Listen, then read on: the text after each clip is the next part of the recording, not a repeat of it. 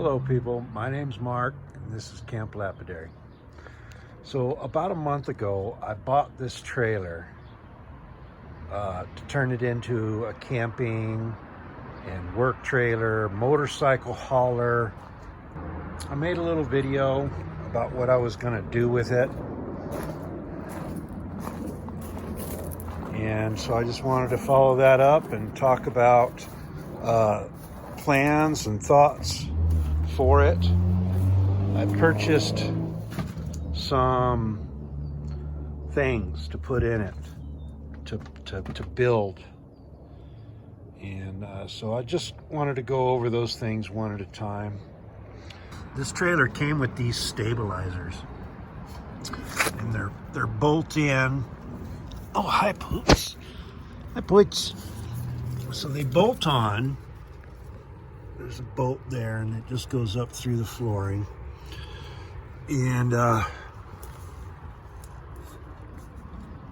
kind of under pressure right now because I have the front jacked up, and so these are pushing, so I can't seem to move them very well right this minute.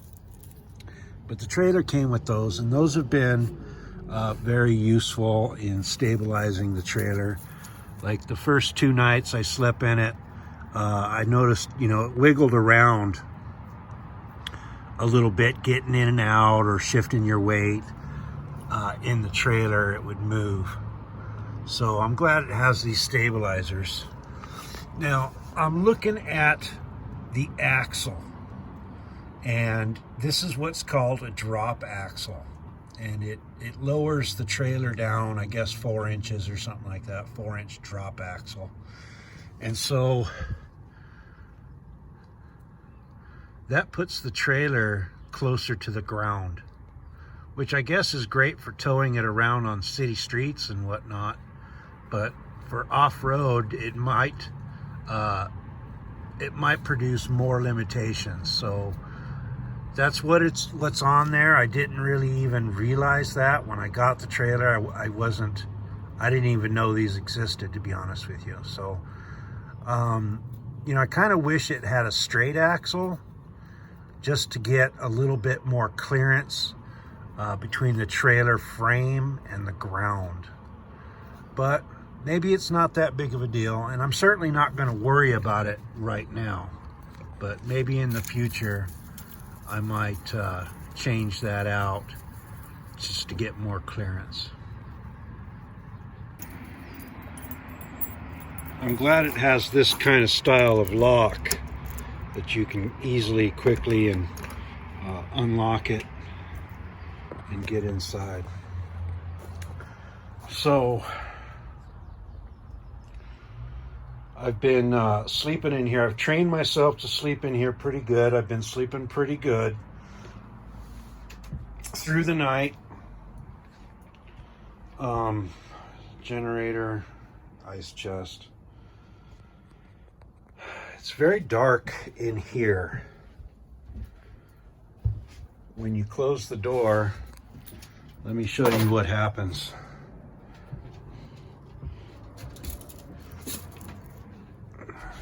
All right, so pitch black. There's a little tiny bit of light comes in, like in the 4 corners where there's a marker light. But that's it. It's very dark in here if you have the door closed. So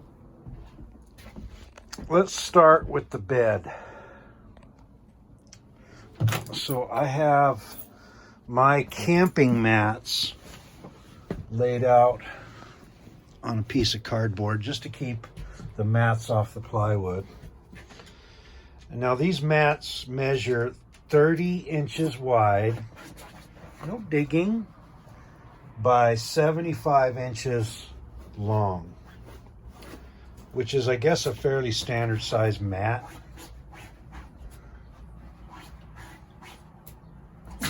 Are you having a good time? Are you having a good time? Are you having a good time? Poopers. That's my dog, Poopers. She's crazy. She's nutty. All right, back to the bed. So this is 30 inch, I guess not, 30 inches by 75 inches. And so what I want, obviously, I don't want to take up this much room all the time. So this needs to fold up against the wall. And I got a sheet of plywood in order to build the platform. Now, I haven't built it yet, obviously, but I have plans. I have ideas. So it's going to be, I want the generator and this ice chest. Both of these are about 19 inches tall. So the bottom of my bed frame, as it lays down in the down position, needs to be 19 inches, which is a good seat height. And now I don't want to undo the mats or the sleeping bag or the sheets or whatever that's on the bed. I want all that to just fold up.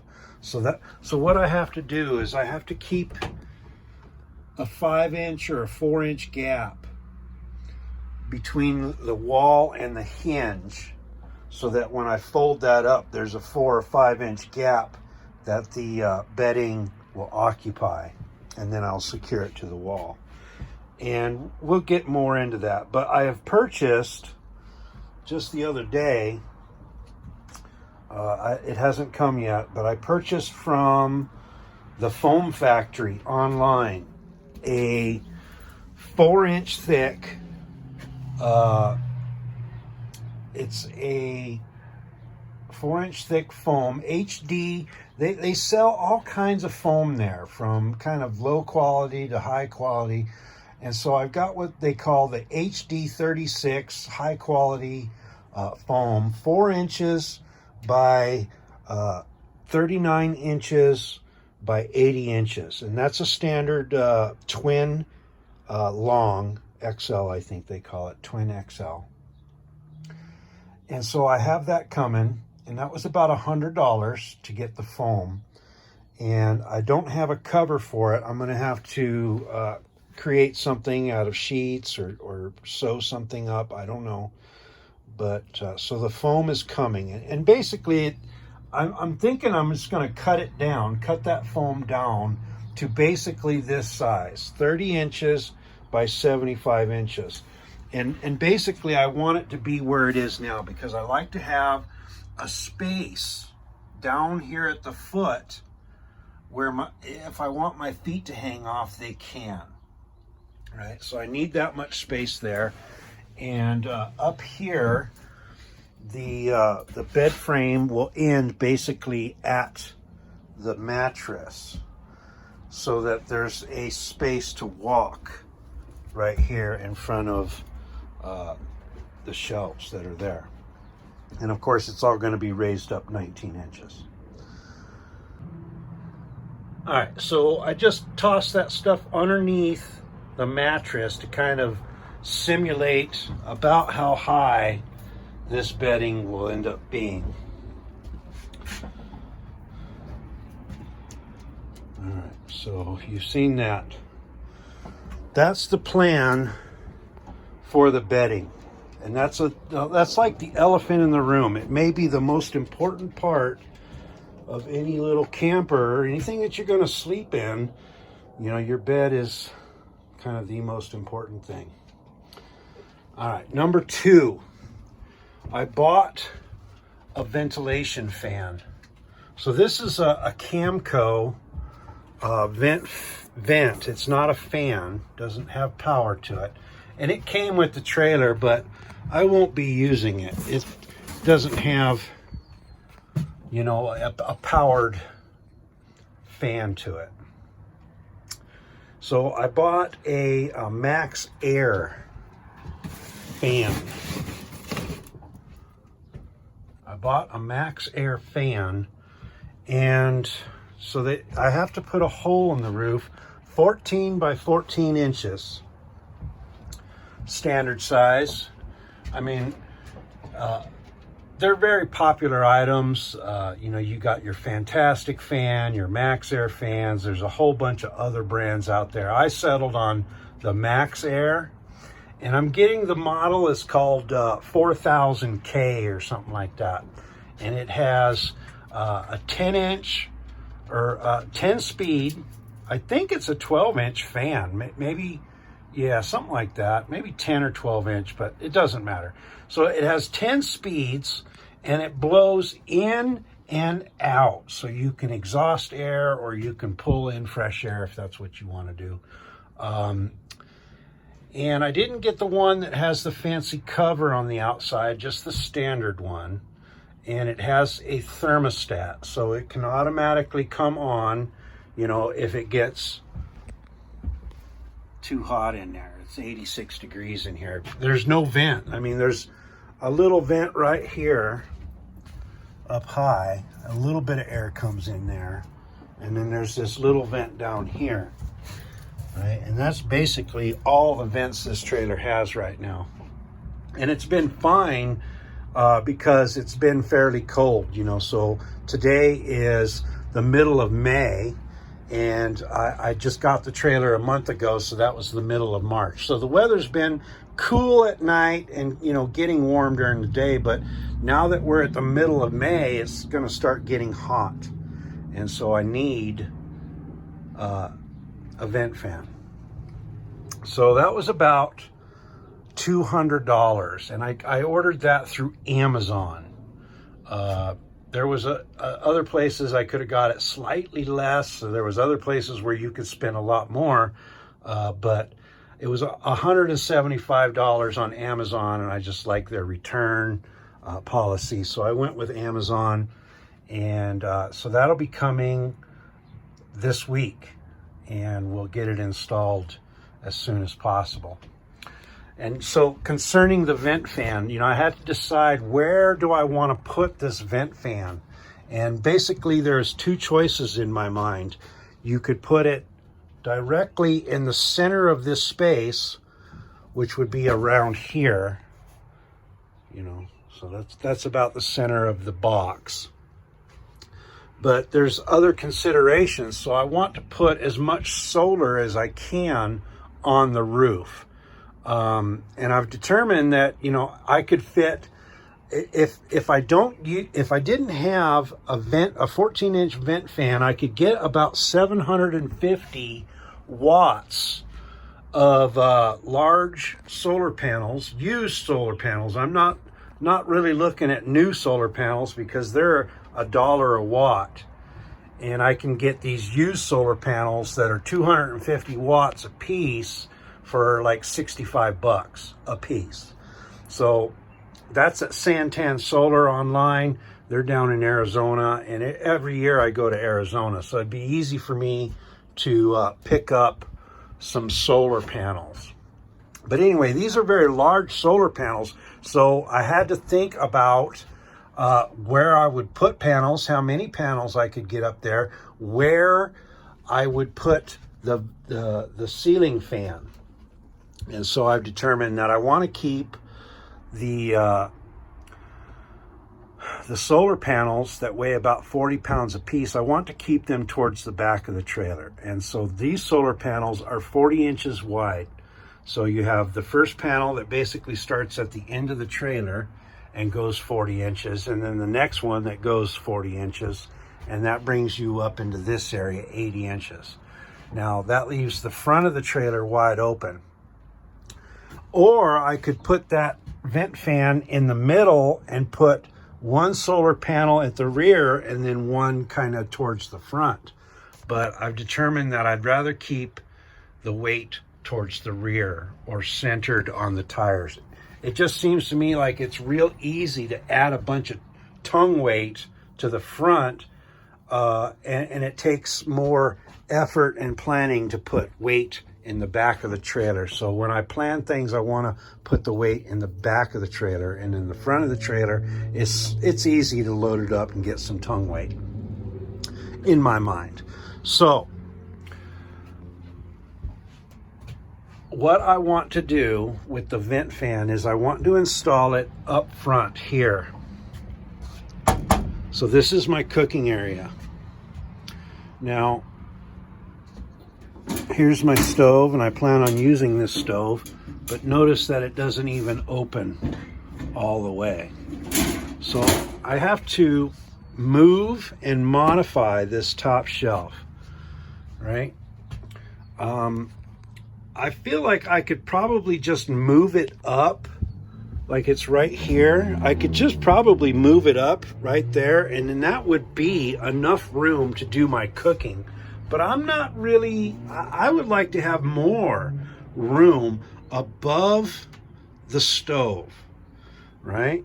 And so if I were to notch this shelf out some so that it had a unimpeded, you know, directly above or even a few inches over, notch this shelf out and rebuild it, and maybe raise it up higher.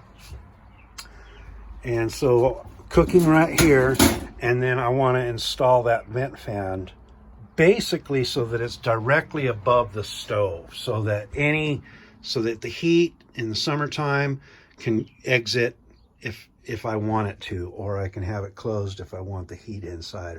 But anyway, that's where I'm going to put the vent fan. I've thought about it and thought about it and thought about it, and that just seems like it's the best thing. So ventilation in this trailer will be that vent fan, and maybe, well, not maybe, but I'm going to get a little personal fan just to kind of blow air on me as I sleep.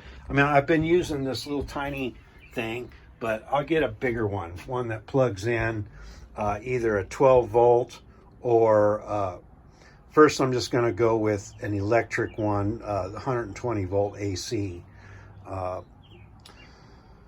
So that's the vent fan, and then there'll be another fan. So it gets very dark in here. I mean, the vent fan will let in some light, but what I want is windows. So as I stand here and cook, I'm going to have this door right here, and I assume it'll be open most of the times, but in the cold it'll be closed. But I'm going to put in a window. So I'm going to put in the window. So there's a wall stud right here, and then the next wall stud is right here. So I'm going to put a window in that spot right here, and I've ordered these windows. I ordered 2 windows from a company online. It's called Rec Pro, RECPRO, and they sell all kinds of RV stuff, but they have some windows, and I bought some really small ones. It's just going to fit within this stud bay. So these are 16 inches on center. The windows I'm getting are 14 inches by 16 inches. 14 inches wide, 16 inches tall. So they're fairly small. And you'll see them when I get them. I'm not sure. It'll probably be next week. So one will go here. As I stand here and cook, I just want to be able to look out that way and have a window there and be able to see the outdoors from this spot. All right, so you're cooking, you can look out that way. You're cooking, you can look out this way. All right, so one window there. I want another window over here. You know, there's 3 things that this trailer needs to do. It needs to give me a bed, it needs to have a place to cook, and it needs to, well, I guess there's 4 things, not 3 things. A bed, a place to cook, motorcycle space. So this wide open space right here is for a motorcycle to fit in there. And I'd really like to be able to have the bed down and the motorcycle in. Like if you're traveling along the highway and you've been driving for 5 or 6 hours and you just want to pull over, motorbike's in here. You don't need to take it out. You just put your bed down and lay down, cook your meal. So the motorcycle, as it sits, will come to here, about where my foot is. But we were talking about windows. So, I was trying to get out the 4 things that need to happen: bed, cooking, motorcycle transportation, and then above here on this wall, I need to have a shelf that I can put my grinder machine, so that I can make cabs on the road, make cabs out when I'm camping. And that shelf, everywhere else that I've built a shelf to put my machine is about 40 inches, which is like right here or something like that. And the machine itself is 14 inches tall, so that puts me up into, I don't know, something like right here, right? So the machine will occupy this space. The shelf that I have it on downstairs is 4 feet wide, and this could handle a 5-foot shelf. I don't know if I'm going to go with a 5-foot shelf. I might just go with 4-foot shelf. I'm going to think about that and fine tune that later. But it needs to be removable or fold up or fold down or something, because the motorcycle needs to be there too, right? And they both can't be there basically at the same time. I don't know. I'm gonna have to test it, but I don't think so. I've measured, 15 inches out is the minimum shelf width from the wall, 15 inches out. So that takes up quite a bit of space. So you have the 40 inches shelf height, 14 inches of machine. That leaves me a space up here to put a window. Now, I originally thought it would be nice to have like a 4-foot window or a 3-foot window that goes all the way across, but I don't want to do any welding. I don't want to just cut out that much wall studs without doing welding and stuff like that. So for now, I'm just going to put in another 14-inch by 16-inch window, and basically it's going to go right here between this stud right here.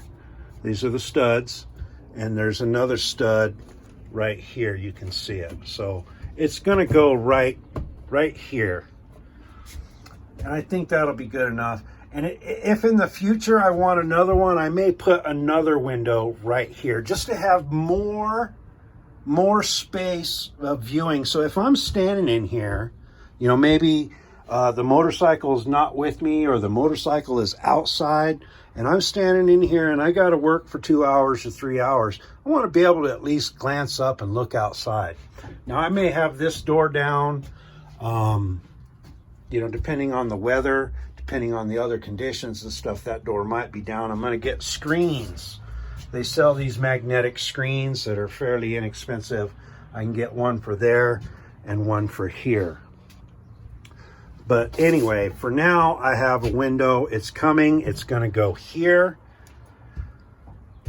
All right, let's talk about that tire. It can't be there anymore because the shelf for my grinder needs to be there. So I don't know. I don't like it to mount it on the outside of the trailer. I'm trying to keep things mounted to the outside of the trailer to the bare minimum. Like, I'm not going to have propane tanks up front, or I don't want the tire sticking off the back or the side or anything.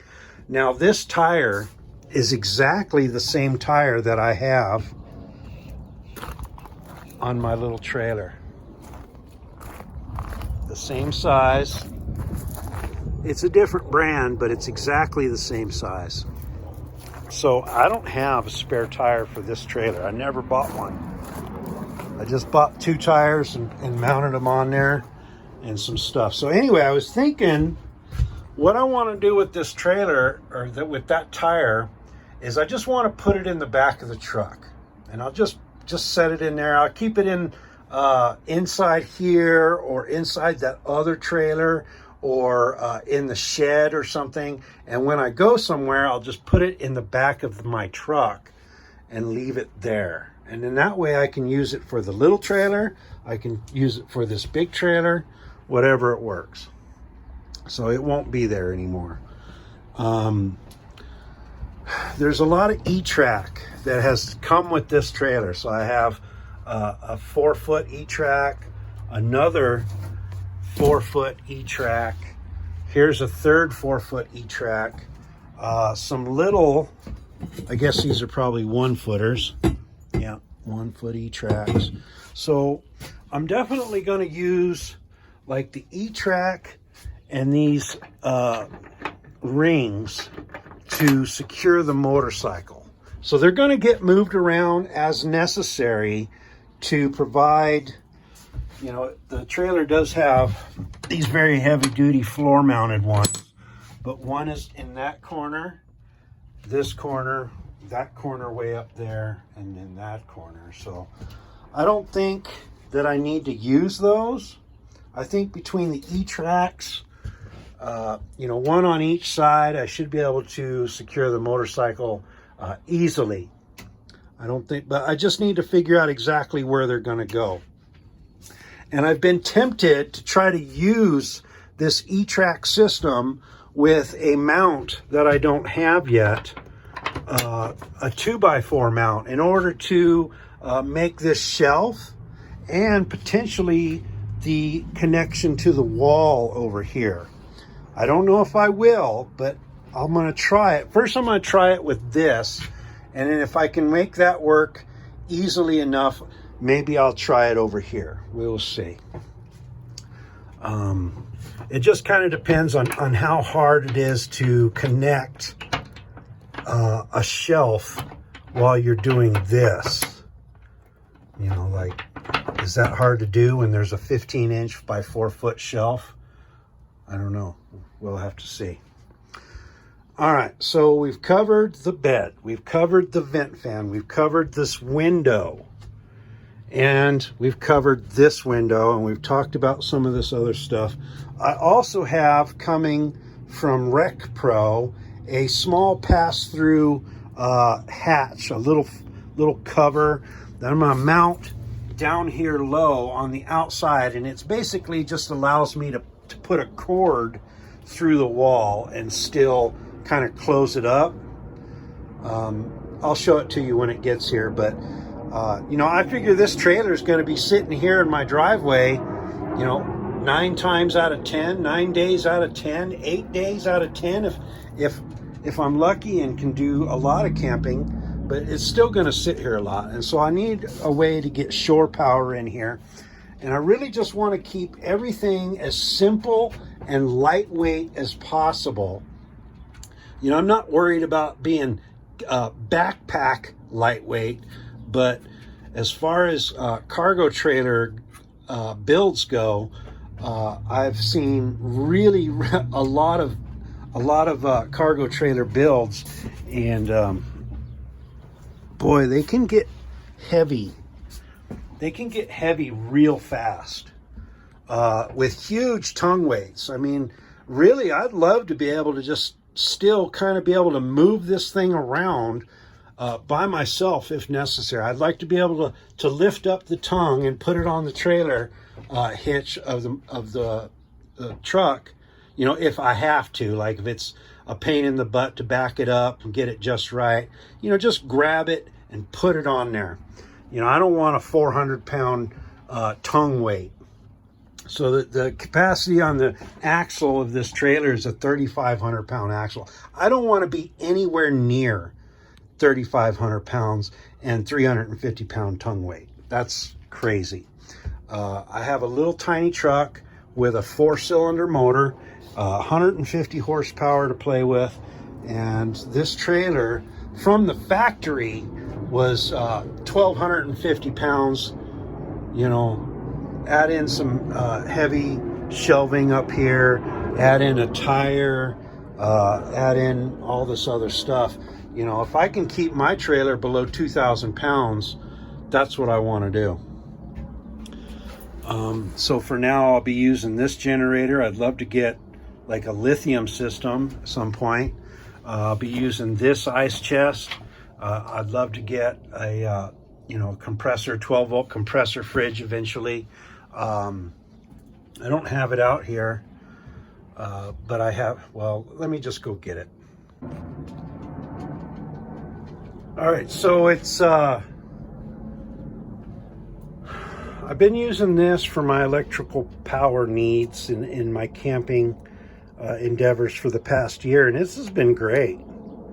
This is the Blue Eddy AC50S, and it's a power bank, 500 watt hours of electricity in there, 300 watt inverter, sine wave inverter, and it's got some USB outs and some USB-C, 12 volt here. And so I'm gonna order a transformer, AC to 12 volt transformer that I'll plug in. Once I have my hole in the wall down there, I'll be able to run a cord in here and I'll power this transformer. And from that transformer, I'm gonna power the vent fan. And I'll probably get some kind of LED lights and that vent fan on a 12 volt circuits in here with a little circuit breaker and, you know, just whatever, light duty electrical. Eventually I'd like to have a 12 volt fridge. So this is what I have for now. And this, I don't think this is gonna really be too good for running a refrigerator, a vent fan, lights. It's not big enough, right? So, you know, I have this generator and I'd like to get a bigger lithium, you know, like a Blue Eddy 200 Pro or one of those 200 Max they're selling these days. They're $1,600 to $1,800, $1,900, I don't know. But eventually I'd like to upgrade to lithium. And I don't mind these all-in-one units. I think they're great. I mean, it's just so compact and simple, and it's been reliable. So I don't have a problem with it. And if I could just get a bigger one, I feel like I'd be set. One big enough to run my machine over here. Now this machine is you know, a 20 amp type machine. It pulls a solid 2,000 watts, 2,200 watts on startup, but then it goes down to about 150 watts, 120 watts, basically 1.5, not even 2 amps to run it, to keep that machine running. So I'll power or I'll size my battery in order to power that for at least 4 hours a day, as long as I can get enough sunlight on the roof. And that's why I was talking about maximizing the amount of solar on the roof, is to always be charged if possible. I can't think of anything else other than there's bees coming in. Oh, I was gonna get the motorbike in here. Let me do that.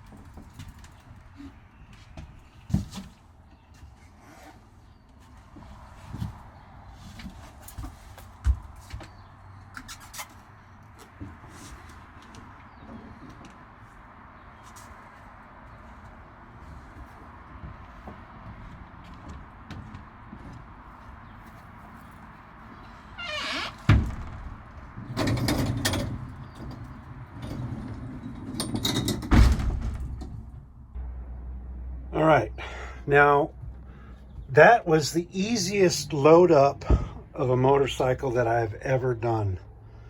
Usually I have to put it in the back of the truck. Now the truck sits very high off the ground and it's not easy, to put this 300-pound bike in the back and then tie it off. So that was super easy, and that's the way I want to go. That's why I bought the ramp door. Ramp's always there. You just lower it down, roll it in. Now it's not in the right place because the tire's in the way. So I just stuck it out there against the wall. It's not tied off in any way. You can see it's taking up my my walk space right here, but I can get around it, and it needs to go back farther. You know, there's a solid foot here. Exactly 1 foot that it needs to come back. But there it is, motorcycle in. Now technically I might be able to get my shelf up here with the motorcycle in. I mean, it's the handlebars and that rear view mirror. Like, if I can move that mirror, just swing it out of the way. It's not that big of a deal to do it all.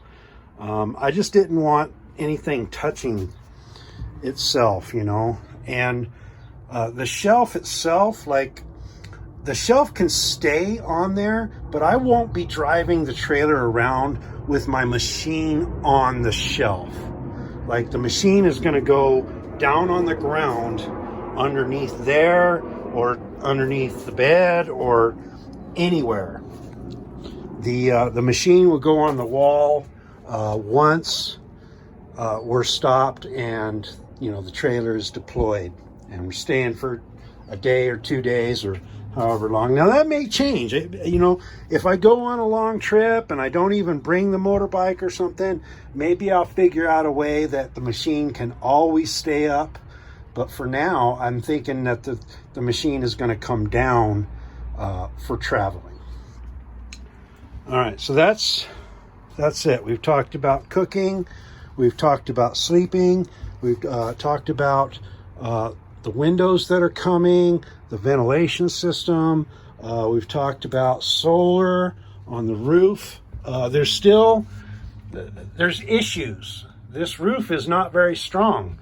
I can physically move these roof rafters, or whatever you want to call them, these iron steel bars going across. So in order to put solar up there, I'm going to have to reinforce all of this, and that's going to be a project in itself. I won't get into it now, but stay tuned. Subscribe for more. Thanks for watching. My name's Mark, and this has been a Camp Lapidary video. This is the trailer, the Camp Lapidary dream. It's been a long time coming to get this far. Thanks for watching. Bye.